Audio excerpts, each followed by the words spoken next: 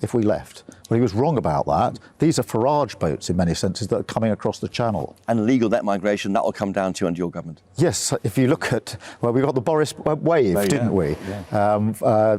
Immigration went up fourfold under the Conservatives in 5 short years. It's unbelievable. And we are bringing it down. You've seen those numbers coming down. Of course, it's right to say that many people come here to contribute to our society, but the numbers need to come down, and we're bringing them down. This story did not begin with an election night shock or a dramatic vote in Parliament.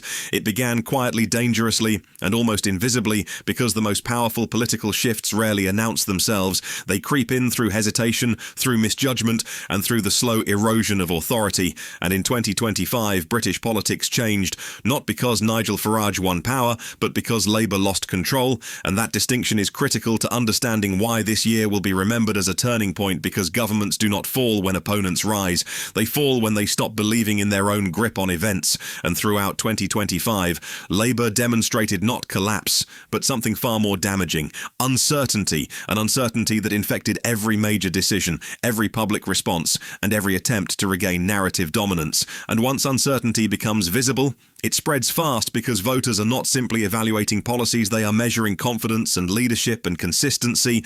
And what they saw instead was hesitation, contradiction, and retreat. And this is where Nigel Farage enters the story, not as a conquering force, but as a consequence of failure, because Farage did not need to persuade the country that he had the answers. Labour persuaded the country that it did not. And the earliest signs of this appeared in how Labour spoke not about its plans, but about its enemies, because once a government starts defining itself by who it opposes rather than what it delivers, it reveals insecurity. And Labour's fixation on Farage became obvious early in the year, subtle at first, then increasingly explicit, until his name dominated briefings, speeches, interviews and debates. And when the Prime Minister publicly referred to small boat crossings as Farage boats, it was more than a political jab. It was an admission that the government no longer owned the issue, because naming a problem after an opponent does not weaken them, it elevates them. It tells the public this person matters, this person shapes events, this person occupies space that we cannot control. And voters heard that message loud and clear, because they do not interpret blame as strength, they interpret it as deflection. And that single phrase captured the wider pattern of Labour's year, a government constantly pointing outward while struggling inward. And this approach backfired repeatedly, because Farage thrives on relevance,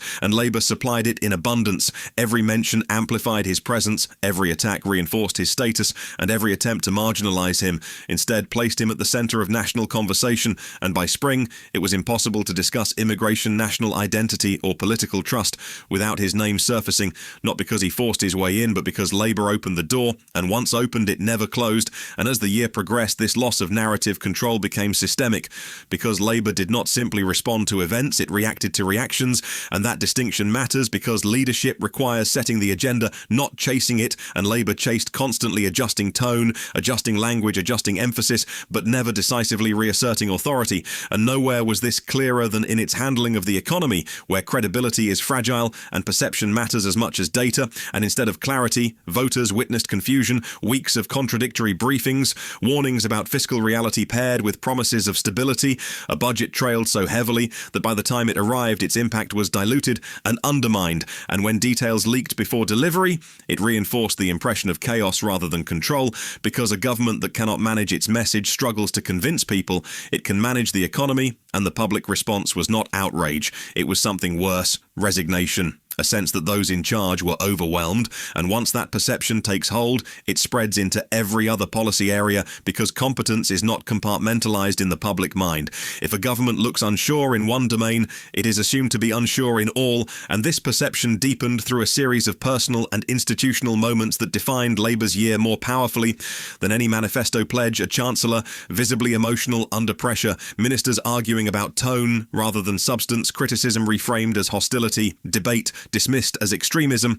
And each of these moments chipped away at authority, not because emotion or disagreement are inherently damaging, but because they were not accompanied by decisive leadership. And voters are forgiving of mistakes, but they are unforgiving of weakness. And what they witnessed instead was a government that appeared fragile, defensive, and increasingly disconnected from public mood. And this disconnection became impossible to ignore during the grooming gangs scandal, an issue that transcended party politics because it involved real harm, institutional failure, and long ignored. Victims and Labour's initial response revealed everything about its governing instinct in 2025: delay dismissal and defensiveness, instead of direct confrontation and accountability. And when senior figures described rising concern as a far-right bandwagon, they misjudged the public entirely because people were not mobilising out of ideology, they were reacting to moral outrage. And by framing that outrage as politically suspect, Labour alienated not just opponents, but ordinary voters who felt their concerns were being delegitimised. And that single phrase triggered a chain reaction. Whistleblowers felt emboldened, survivors spoke publicly, evidence resurfaced, media scrutiny intensified, and pressure mounted until Labour was forced into a public inquiry it had previously resisted, and the inquiry itself was not the problem. The problem was that it came only after resistance, because leadership is measured by initiative, not by concession, and being forced into the right decision is not the same as leading it, and this pattern repeated across multiple issues throughout the year. Denial, followed by pressure, followed by reversal, and every reversal reinforced the perception that Labour was not in control, because control is not about having a majority. It is about setting direction and maintaining it. And as Labour wavered, Farage's position strengthened, not because he introduced new arguments, but because the political environment rewarded certainty and simplicity.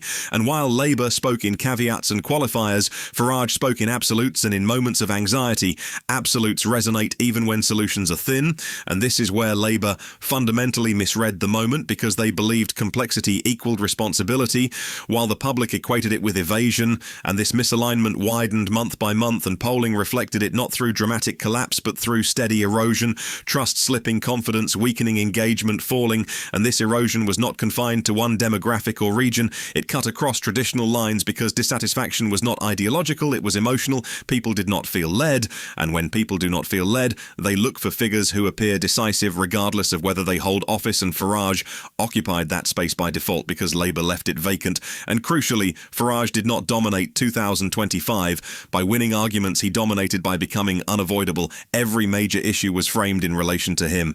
Every failure contextualized through his influence, and every attempt to marginalize him reinforced his relevance. And this is the paradox Labour never resolved. The more they spoke about him, the more powerful he appeared. And by the end of the year, British politics had reorganized itself around this dynamic: a governing party constantly responding, and an external figure shaping the debate without formal power. And this dynamic is unsustainable for any government, because authority cannot coexist with perpetual defensiveness. And the consequences were visible: immigration policy stalled, economic confidence, fragile public trust, damaged cultural tensions, inflamed, and a sense that Britain was being managed rather than led. And history is unforgiving in how it judges such periods. It does not analyse internal deliberations or sympathetic intentions.